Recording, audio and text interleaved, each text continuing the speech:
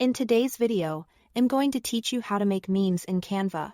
By the end, you'll be able to create a clean, eye-catching meme that's ready to share anywhere. First, open Canva. On the home page, use the search bar and type meme. This pulls up a collection of pre-made layouts that follow common meme styles and sizes.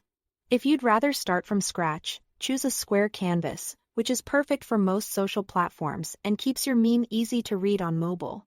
Next, let's bring in your image. Head to the Elements tab and search for popular meme images. Reaction shots, or a specific theme. You can also upload your own photo or video if you've got something original that fits the joke you want to tell.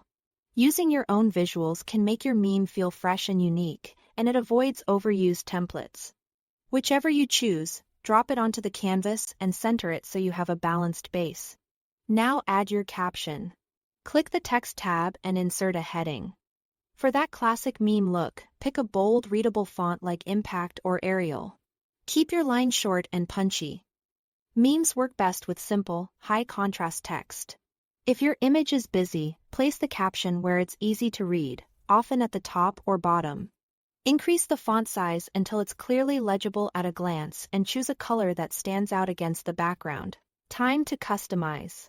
Drag and drop to fine, tune placement, and resize the image or text so the composition feels balanced.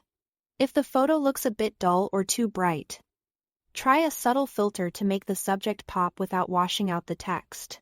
You can also make small adjustments, like cropping to focus on the important part of the image. Keep things clean and uncluttered.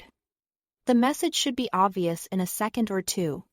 When you are happy with how everything looks, it's time to download. Click the Share button in the top right. Then select Download. Choose your format based on how you plan to use the meme. JPG is a great all-around choice with a good balance of quality and file size. PNG is ideal if you want extra crisp text. If you used a short video or motion element, pick GIF to keep that movement. That's it. Thanks for watching.